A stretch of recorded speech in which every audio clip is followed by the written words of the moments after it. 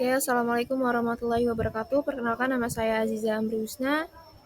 Di sini saya akan melakukan presentasi mengenai budidaya udang faname untuk memenuhi nilai saya yang kurang teknik budidaya udang.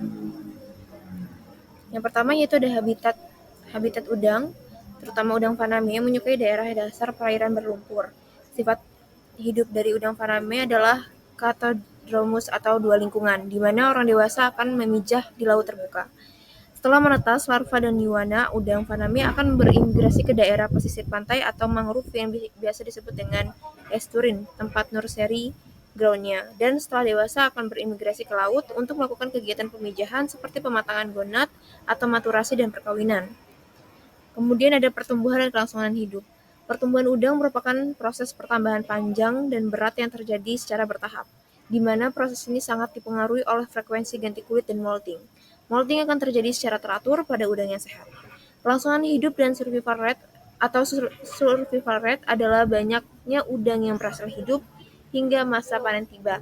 Yang paling mempengaruhi kelangsungan hidup udang yang dipelihara ialah kondisi perairan tambak dan kondisi benur, terutama pada waktu penaburan benur yang dilakukan. Kemudian ada manajemen pakan. Pakan udang ada dua macam, yaitu pakan alami yang terdiri dari plankton, siput-siput kecil, cacing kecil, anak serangga, dan detritus atau sisa hewan dan tumbuhan yang membusuk. Kemudian ada pakan yang lain adalah pakan buatan berupa pelet.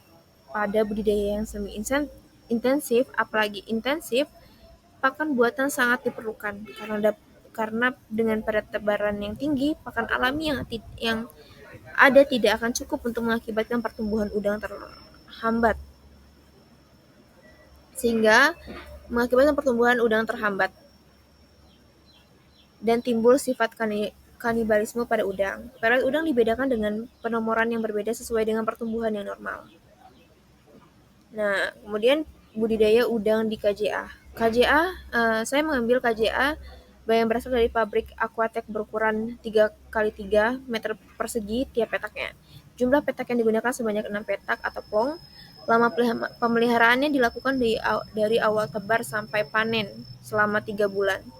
Pemberian dan pengontrolan pakan serta kesehatan udang menggunakan ancau dan diaplikasikan pada awal pemeliharaan. Padat penebaran yang dilakukan menggunakan kepadatan 222 ekor meter persegi. Jumlah tebaran digunakan sebanyak 2.000 ekor tiap petak pemeliharaan. Sampling panjang dan berat udang dilakukan seminggu sekali setelah fase blend feeding selesai DOC 30 sampai dengan panen. Pergantian jaring dilakukan sesuai dengan keadaan jaring yang digunakan. Ketika jaring yang digunakan sudah terlalu kotor, maka proses pergantian dapat dilakukan. Keadaan jaring yang kotor dapat mengganggu sirkulasi air laut dalam petakan pemeliharaan. Baik, sekian presentasi dari saya. Mohon maaf apabila banyak kurangnya dan terima kasih kepada Kak Pindo sudah memberikan kesempatan saya untuk memperbaiki nilai.